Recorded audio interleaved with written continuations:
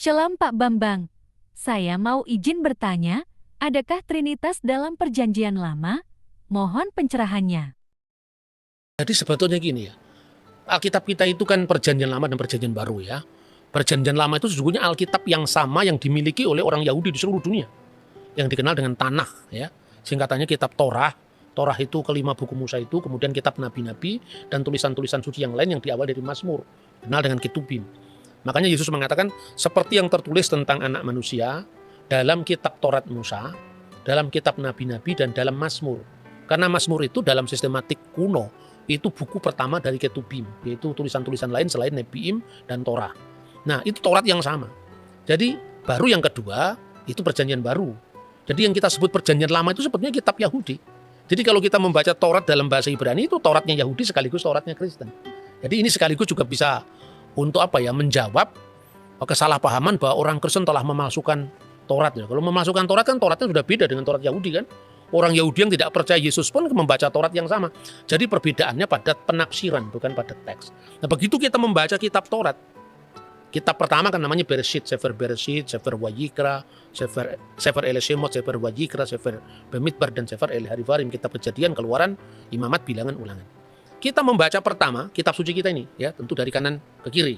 Ya, karena kalau bahasa Ibrani itu seperti bahasa Arab kanan ke kiri. Itu di situ sudah ada Tritunggal. Coba dibaca Bereshit pasal 1 ayat 1 sampai dengan ayat 3 dalam bahasa aslinya. Oke, sebelumnya saya perkenalkan dulu. Jadi Mas Edward ini adalah kader dari Institute for Syria Culture Studies.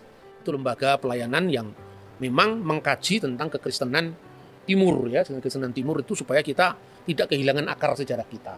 Dan YCS itu bukan gereja, tapi itu adalah lembaga kajian dan dia sudah belajar bahasa Ibrani langsung dari sumber aslinya di Israel.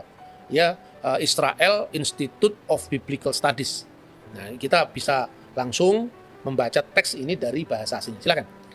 Ya, dari kitab Kejadian atau Sefer Bereshit, Bereshit bara Elohim et Hashamayim ve et Haaret.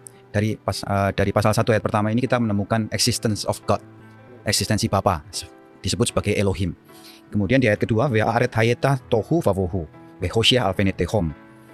Kemudian dilanjutkan dengan ve ruach Elohim. Di sini pribadi Allah yang kedua adalah ruach Elohim atau Roh Kudus atau Roh Allah. Ve ruach Elohim merachefet alfnei hamayim. Nah, di ayat ketiga kita menemukan pribadi yang ketiga, Vayomer Elohim, Amar Elohim atau Logos. Berfirmanlah Allah, Yehior, Vayehior. Jadilah terang, dan terang itu pun jadi. Karena hanya dengan berfirman Allah bisa menciptakan segala sesuatu. Oke Pak Bambang, penjelasan Anda sangat mencerahkan dan menguatkan iman kami. Terima kasih, Tuhan Yesus memberkati.